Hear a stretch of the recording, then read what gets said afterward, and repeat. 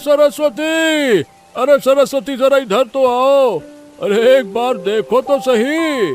अरे भाई, पूरी दुनिया के लोग बारिश होने पर घर में छिपते हैं, छाता खोलते हैं, सिर पे कपड़ा रखते हैं, और ये जनाब, ये भाई साहब तो बारिश में मोर की तरह नाच रहे हैं। बताओ भला, ऐसा मुर्गा तुमने कहीं देखा होगा क्या? देखो कुकड़को। तुम्हारे उस मुर्गे में और तुम में भला क्या फर्क है? वो बारिश में भीगता है, तुम भी बारिश में भीगते हो। वो सुबह सुबह चिल्लाता है, तुम भी सुबह सुबह चिल्लाते हो। उसे समझ नहीं आता कि कब घर के अंदर आना चाहिए, और तुम्हें भी समझ नहीं आता। अरे वो चिल्लाता नहीं है भाग्यवान, वो बांग देता है, सुबह होने की खबर। अगर ये बांग न हो ना तो सुबह का एहसास ही नहीं होता है। सुबह का एहसास हो या दोपहर का, अब घर के अंदर आओ। चाय बनाई है, ठंड लग गई तो बाद में मुझे ही सेवा करनी पड़ेगी। तब ये मुर्गा तौलिया भिगोकर तुम्हारे माथे पर पट्टी रखने नहीं आएगा।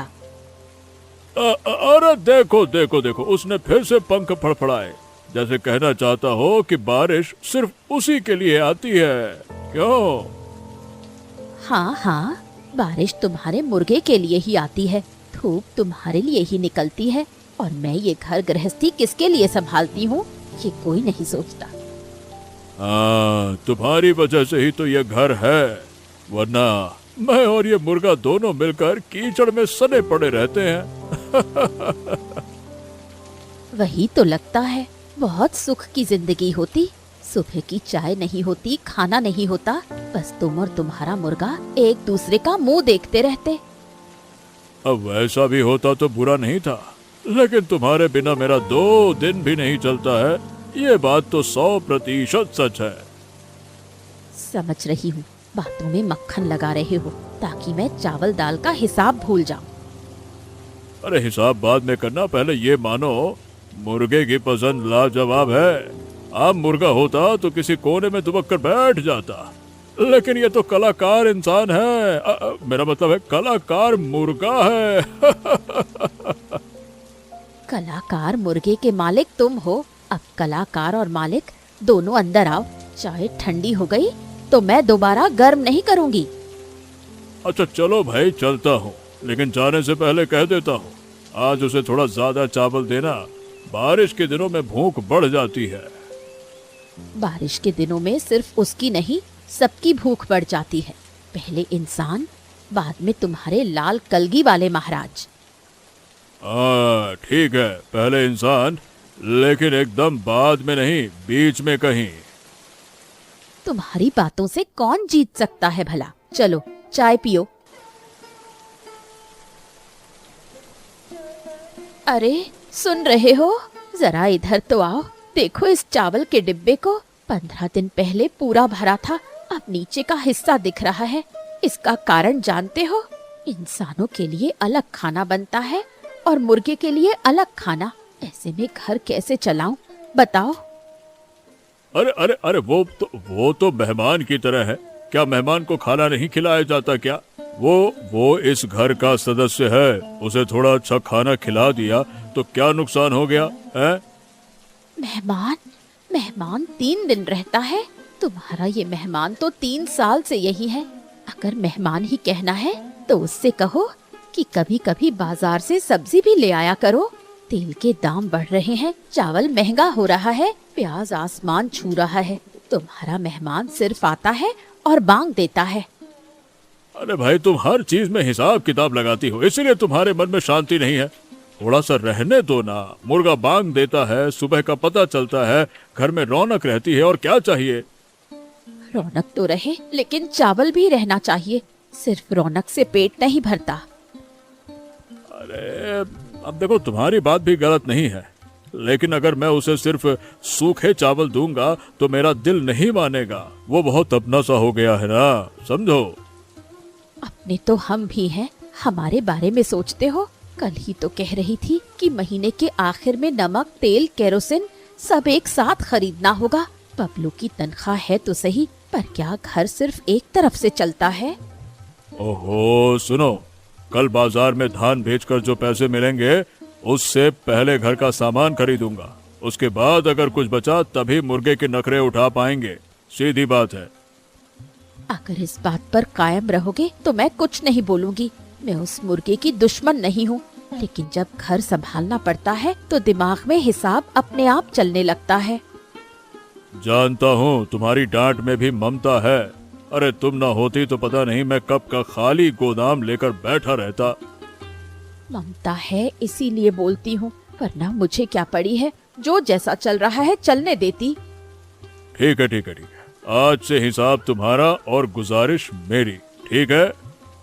गुजारिश सुनूंगी, लेकिन एक शर्त है।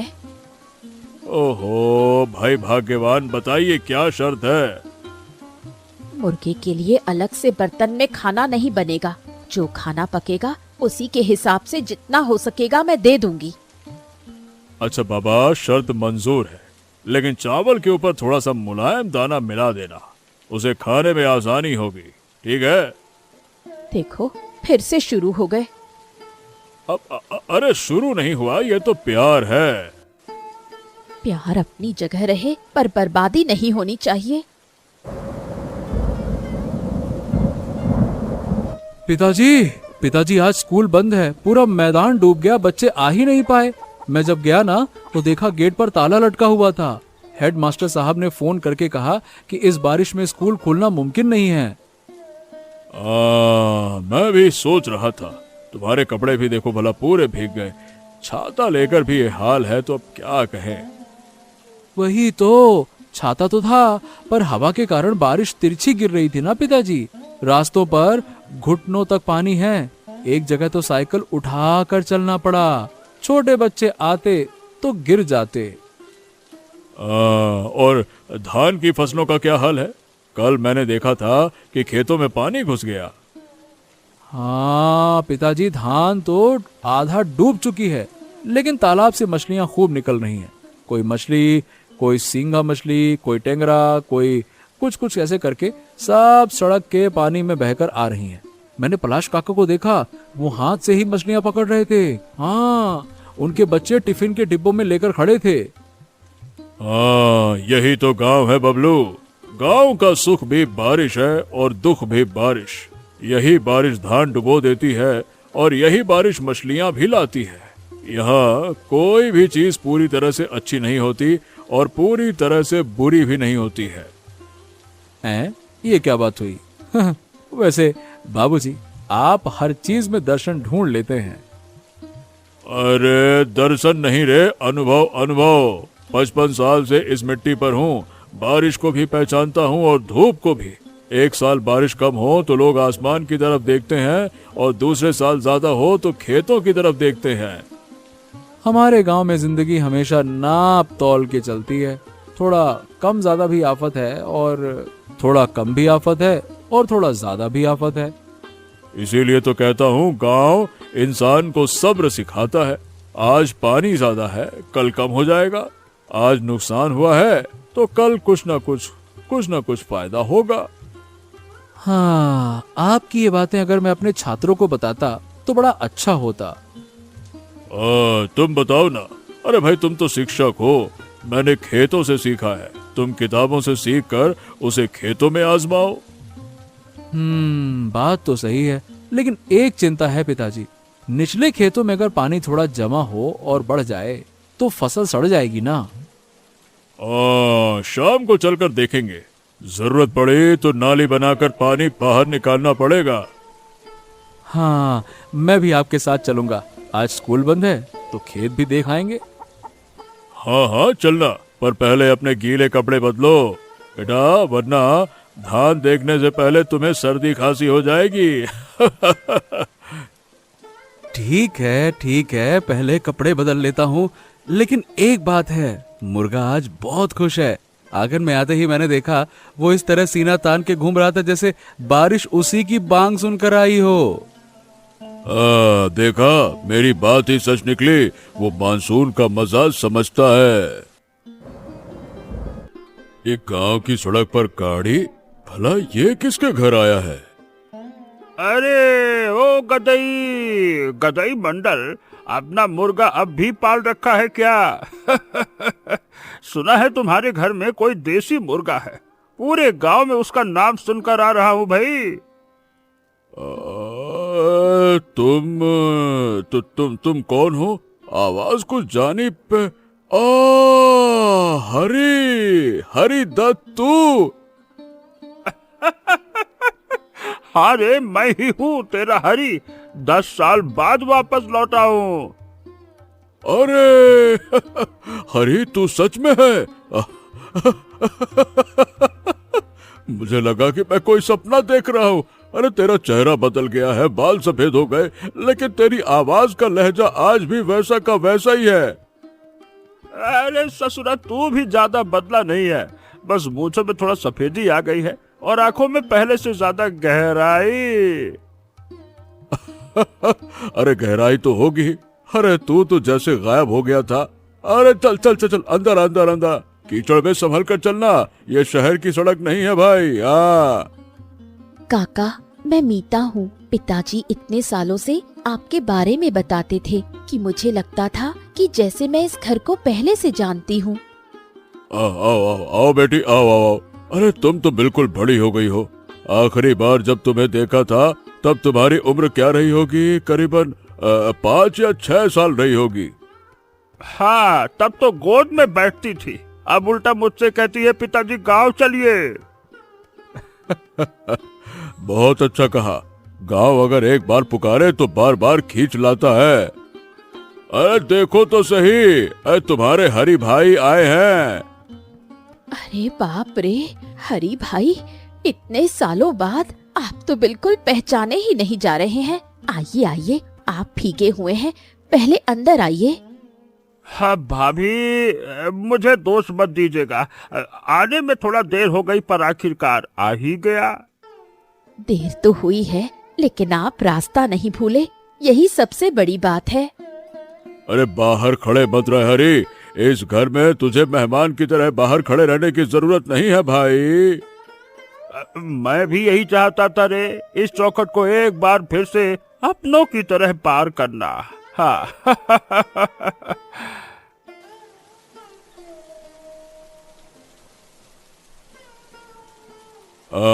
अरे तू तो बिल्कुल गायब ही हो गया था हरी। ना कोई फोन, ना कोई चिट्ठी। अरे मैंने कितनी बार तो तेरे बारे में सोचा। अरे जब भी बारिश होती है मुझे तेरी याद आती है। पता है, हम दोनों बारिश में कितना मछलियां पकड़ते थे। हाँ याद है, बचपन में हमारे तालाब के घाट पर। याद है रे, याद है, सब याद है। बांस की कमानी से छोटा जाल पानी में डालते थे, फिर तू कहता था अरे चुप कर चुप कर चुप कर, आवाज मत कर, मछली डर जाएगी। लेकिन आखिर आवाज मैं ही करता था और तू गुस्सा हो जाता था। गुस्सा तो होता ही, क्योंकि डराने का सारा काम तू ही करता था। एक दिन तूने कहा था कि पानी के नीचे भूत रहता है। मैं 3 दिन तक उस घाट पर नहीं गया था। और तूने बदला लेने के लिए मेरी लुंगी छुपा दी थी। बाजार से लौटकर मैं कितनी शर्मिंदगी में था, याद है? हाँ। अरे वो दिन भूलने लायक नहीं है रे। और स्कूल के कार्यक्रम में गाना गाने के लिए तूने 3 महीने तक तैयारी की थी, पर स्टेज पर चढ़कर बिल्कुल चुप हो गया था। और तूने पीछे से फुसफुसाकर मुझे लाइनें याद दिलाई थी, फिर भी मैंने गलत गा दिया था। फिर भी सबको तालियां मिली थी, क्योंकि गांव में सब अपने लोग हैं। कोई गलती भी करे तो हंसते हैं, पर नीचा नहीं दिखाते। हाँ, शहर में ये बात नहीं है रे। वहाँ अगर कोई गलती करे तो लोग मुंह पर भले ही कुछ ना कहें, पर मन ही मन दूरी बना लेते हैं।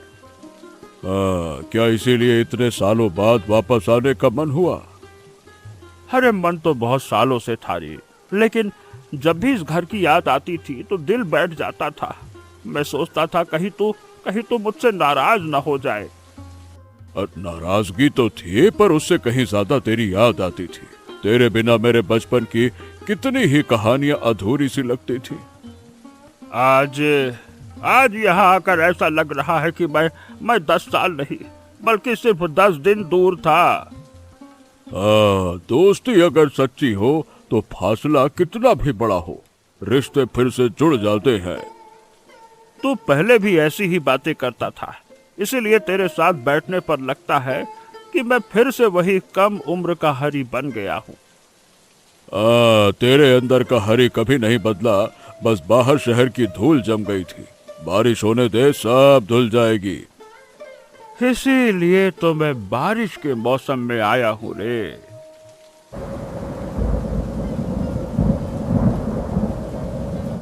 काका, जानते हैं शहर में ऐसी शांति नहीं है। वहाँ हमेशा हॉर्न बजते रहते हैं, लोग भागते रहते हैं, कोई किसी की तरफ नहीं देखता।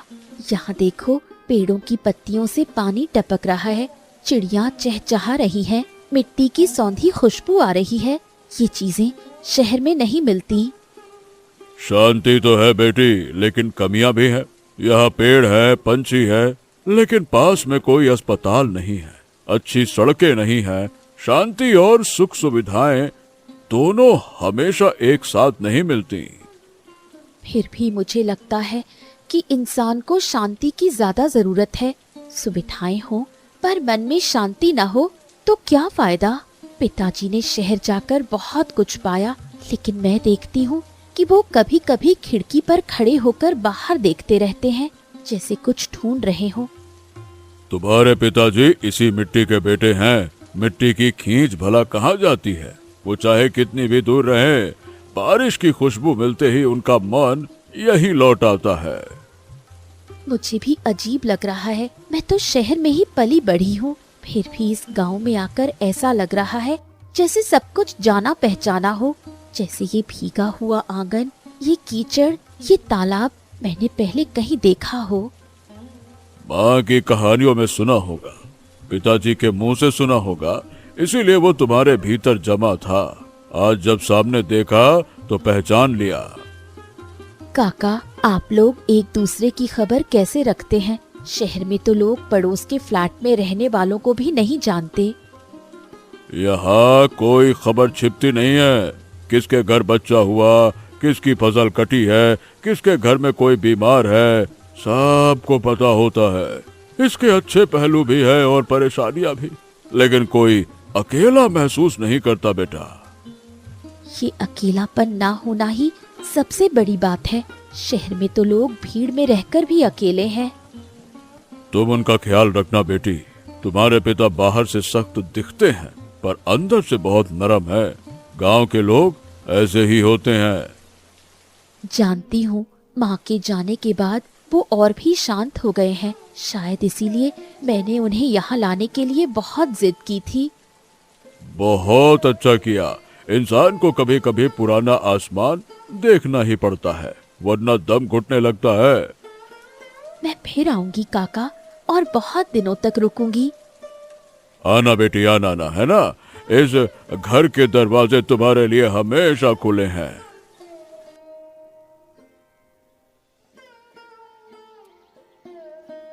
अरे बाहर आओ, बाहर। आज के आज मैं इसे दूसरे कमरे में रखूंगी, नहीं तो इसके लिए अलग से घेरा बनाऊंगी। इसने इतना सारा चावल बर्बाद कर दिया। जानते हो कितने दाम पर खरीदा है ये चावल? 50 रुपए किलो। और ये मुर्गा आकर सब मिट्टी में मिला गया। अरे अरे अरे अरे अरे, शांत हो जाओ, शांत हो जाओ। वो समझ नहीं पाया, गलती से अंदर आ गया। आखिर मुर्गा ही तो है। अरे इंसान तो नहीं है कि कह दूं अरे भाई रसोई में मत आना, मुर्गा ही तो है। उसकी हर गलती पर तुम्हारी तरफदारी तैयार रहती है। मुर्गे ने गलती की तो वो समझ नहीं पाया, मैंने गलती की तो तुम्हें घर चलाना नहीं आता। वाह, बहुत बढ़िया। तुम अपने मुर्गे के वकील बने फिरते हो और मेरी तरफ से बोलने वाला कोई नहीं है। अच्छा अच्छा, ठीक है ठीक है, इस बार मेरी ही गलती है। सुबह मैंने दरवाजा ठीक से बंद नहीं किया था, इसीलिए वो अंदर आ गया। अब जाकर सच बात मुंह से निकली है, तो अब इस कीचड़ वाले चावल को चुनकर धोऊं या फिर नया चावल भिगोऊं? ठीक है भाई, ठीक है। अरे अब देखो भाई, ऐसा है कि जो इस्तेमाल किया जा सकता है उसे अलग करके धो लेते हैं, बाकी का बतखों और मुर्गियों को दे देते हैं। उसके लिए फिर से इंतजाम? इस मुर्गे की किस्मत देखकर तो मुझे ही जलन होती है। भाभी, ये मुर्गा तो मेरे शहर के बड़े अफसरों से भी ज्यादा असरदार लग रहा है। बिल्कुल सच कहा आपने। इस घर में किसकी मर्जी चलती है जानते हैं? न मेरी न गदई की, बस इस लाल कलगी वाले की। चाची, अगर मैं इसका वीडियो बना लूं तो आप गुस्सा तो नहीं करेंगी? ये सब देखकर बहुत मजा आ रहा है। बेटा, वीडियो मत बनाओ, बाद में सब देखेंगे और हंसेंगे, कहेंगे गदई मंडल की पत्नी मुर्गे से झगड़ती है। नहीं नहीं, मैं किसी को नहीं दिखाऊंगी, बस अपने पास रखूंगी। ऐसा नजारा शहर में देखने को नहीं मिलता। देखा, अरे तुम ही अब गांव का नाम रोशन कर रही हो। मुझे नाम रोशन नहीं करना, मुझे चावल बचाने हैं। गदई, एक बात कहूँ, मैं तुझे बचपन से जानता हूँ। अगर तू इंसान न होता तो यकीनन एक मुर्गा ही होता। अच्छा, और तू वो इंसान होता जो बारिश के दिनों में छाता घर पे भूल आता। हंसो, जितना हंसना है हंसो, लेकिन कल ही इसके लिए एक बांस का पिंजरा बनाना पड़ेगा। अरे पिंजरा नहीं, इसके लिए छोटा सा घर बना देते हैं, और क्या। देखो, फिर से नखरे शुरू हो गए।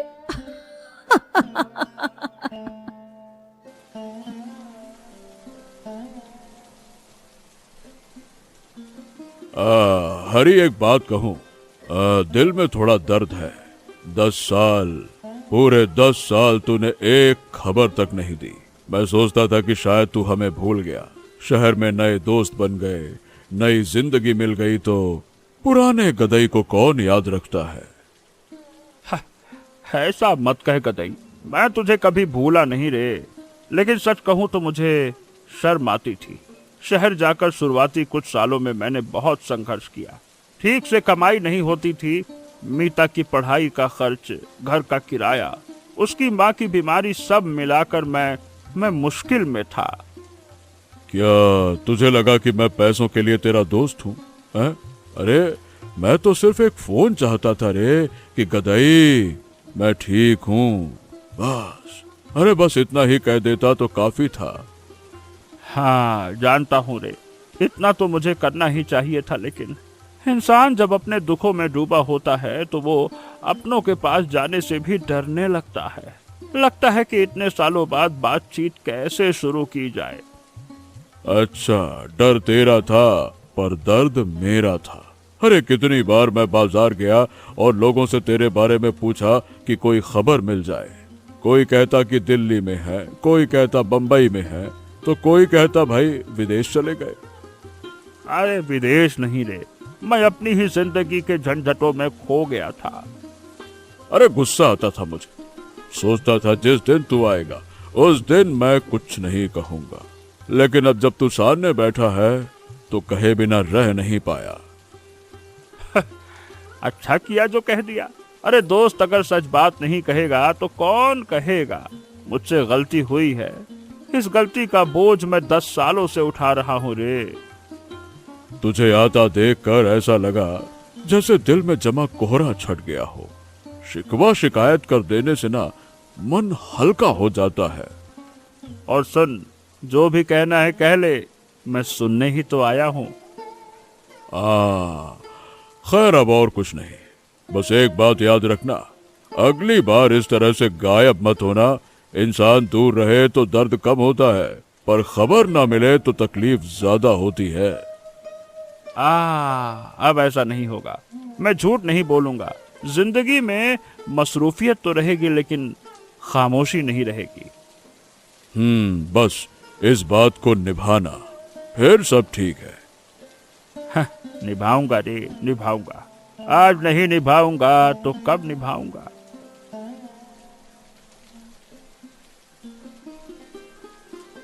चाची, इस खाने का स्वाद शहर में कहीं नहीं मिल सकता। मैं सच कह रही हूँ।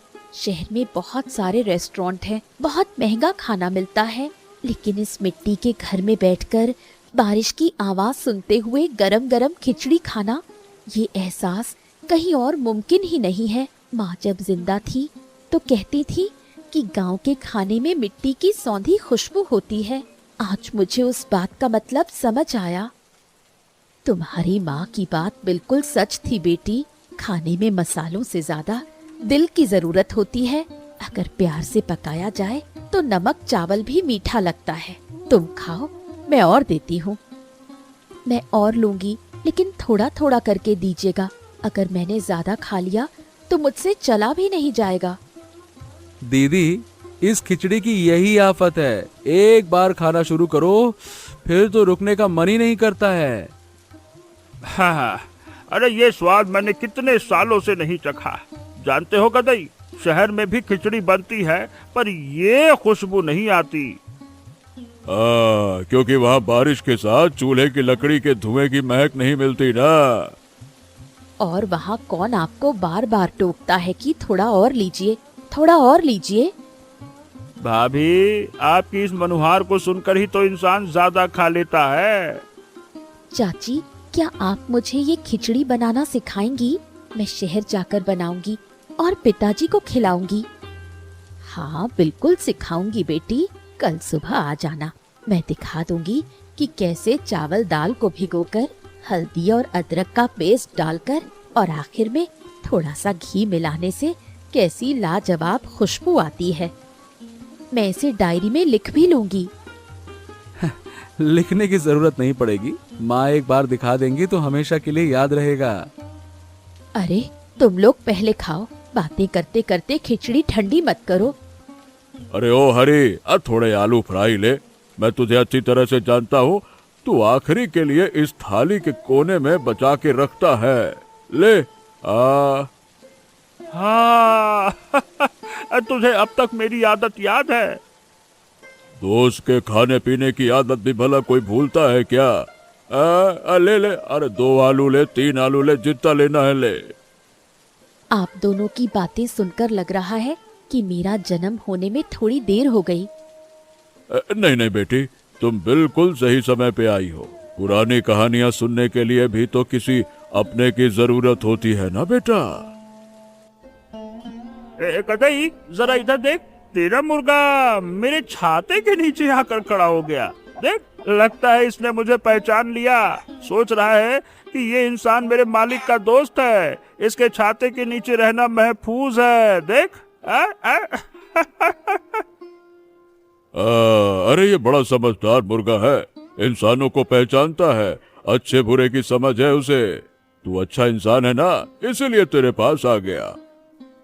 अच्छा, ऐसा क्या? अरे वाह, तब तो मैं खुद को बड़ा सम्मानित महसूस कर रहा हूँ। शहर में इतने सालों में किसी ने मुझे इस तरह से नहीं अपनाया रे, जिस तरह से इस मुर्गे ने अपनाया। उसे मामूली मत समझना। वो जिसे पसंद नहीं करता उससे कोसों दूर रहता है। पिताजी, आपके शहर का छाता अब गांव के मुर्गे का घर बन गया है। ठीक है, मुझे कोई ऐतराज नहीं, लेकिन एक बात बता, अगर ये छाता लेकर मेरे साथ शहर जाना चाहे तब तू क्या करेगा? वो शहर गया तो 3 दिन में ही वापस आ जाएगा। गाड़ियों के शोर से उसका सिर चकरा जाएगा, रह नहीं पाएगा। सच में शहर में सुबह जैसी कोई चीज महसूस ही नहीं होती। यहाँ इस मुर्गे की बांग सुनकर ही लगता है कि दिन की शुरुआत हुई है। कल जब तू चला जाएगा तो ये उदास हो जाएगा। पिछली बार जब बबलू का एक दोस्त 2 दिन के लिए आया था ना, तो ये उसके आगे पीछे घूमता रहता था। उसके जाने के बाद 2 दिन तक इसने ठीक से बांग भी नहीं दी थी। सच में? क्या बात कर रहा है? क्या मुर्गों का दिल भी छोटा होता है? अरे दिल तो सबके पास होता है हरी। जैसे इंसानों के पास, वैसे ही पंछियों और मुर्गों के पास भी। वो जिन्हें प्यार करते हैं ना, उनके दूर जाने पर उन्हें भी दुख होता है। तुझे एक बात बताऊं, इस घर में आकर मुझे लग रहा है कि मैं सिर्फ इंसानों के पास नहीं, बल्कि अपनी पुरानी यादों के पास लौटा हूँ। ये आंगन, ये पेड़, ये बाग, ये बारिश की सौंधी खुशबू। तो फिर बार बार आया कर। अगर इंसानों से लगाव हो तो जानवर और परिंदे भी उसे पहचान लेते हैं। काका, क्या इस मुर्गे का कोई नाम है? हाँ है ना, डाकू। डाकू? यो कैसा नाम रखा? क्योंकि ये जो भी देखता है उसे अपना बना लेता है। देखा नहीं, आज तेरे छाते पर भी कब्जा कर लिया।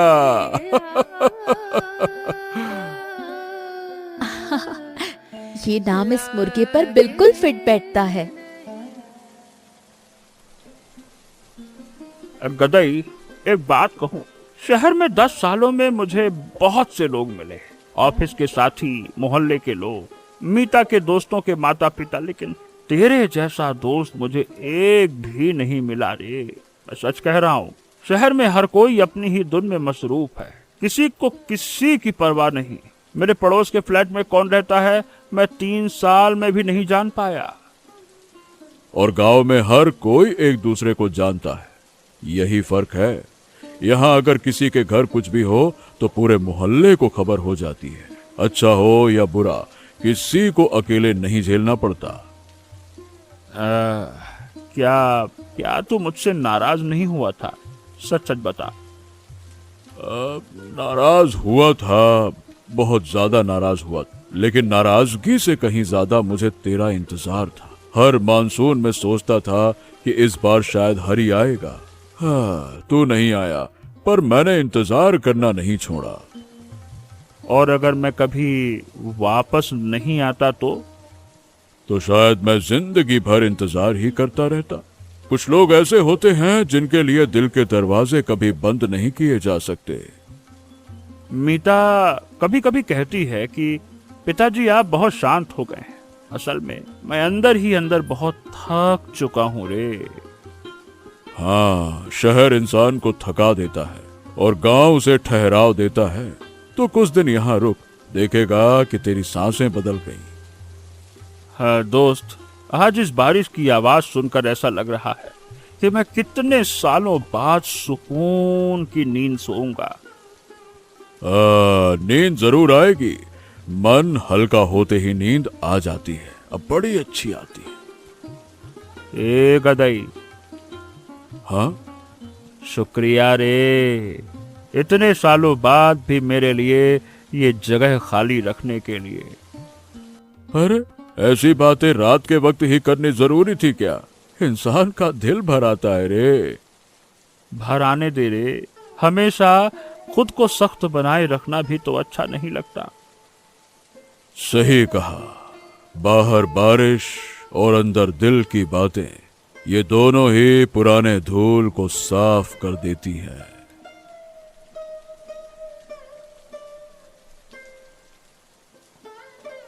गदई, मैं तेरे सामने खड़े होकर एक बात कहना चाहता हूँ। मुझसे गलती हुई, बहुत बड़ी गलती। मैंने जिंदगी के 10 साल बर्बाद कर दिए। ये वक्त कभी लौट कर नहीं आएगा रे। जो दिन मुझे तेरे साथ बिताने चाहिए थे रे, उन्हें मैंने अपने हाथों से खो दिया। मैं तुझसे माफी मांगता हूँ दोस्त, सच में दिल से माफी मांगता हूँ, दिल से। हरे, मैं जानता था कि तू ये बात जरूर कहेगा, लेकिन एक बात सुन, दोस्ती में माफी की जरूरत नहीं होती है हरी। सिर्फ वापस लौट आना ही काफी होता है। तू वापस आ गया, यही मेरे लिए बहुत है। बाकी सब बातें बारिश के पानी की तरह बह गई, बस। फिर भी मुझे कहना जरूरी था, दिल पर एक बोझ सा था।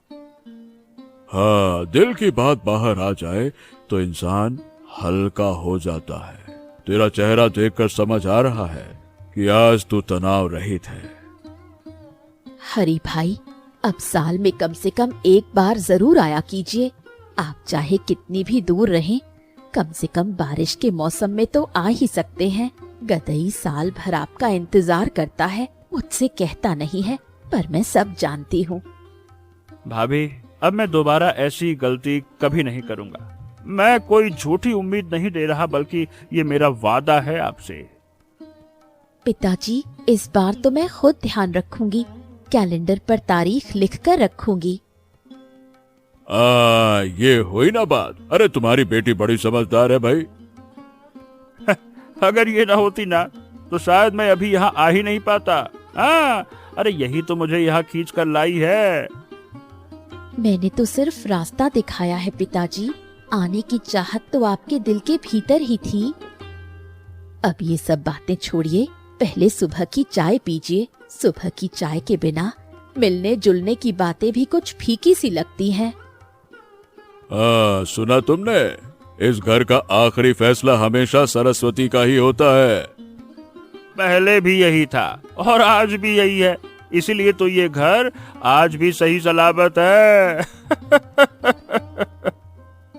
अब ज्यादा बातें नहीं, पहले चाय खत्म कीजिए, उसके बाद जितनी चाहे पुरानी बातें करते रहिएगा।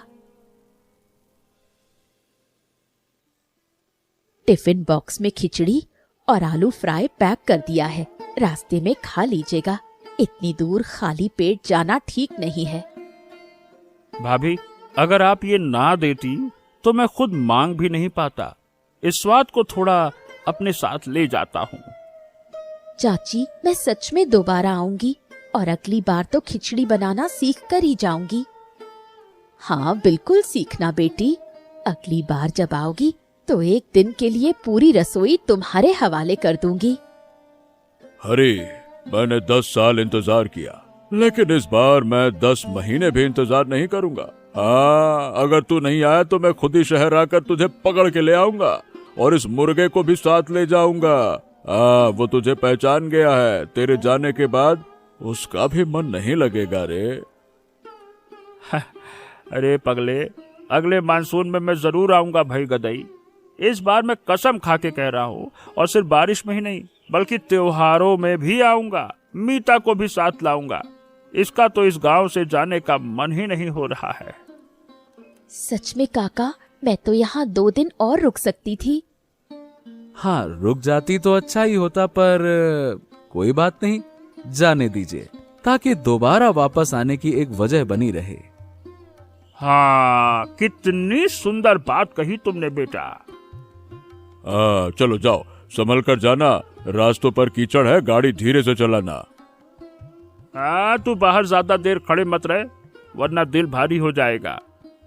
अरे दिल तो भारी होगा ही, लेकिन इस बार मिलने की उम्मीद भी तो है। इस बार आओगे ना? आएगा आएगा, इस बार वो जरूर आएगा। सुन लो, मैं जरूर आऊंगा। ये चौखट अब मेरे लिए पराई नहीं है। काका, चाची, अपना ख्याल रखिएगा और उस डाकू मुर्गे को मेरी तरफ से ढेर सारा प्यार दीजिएगा।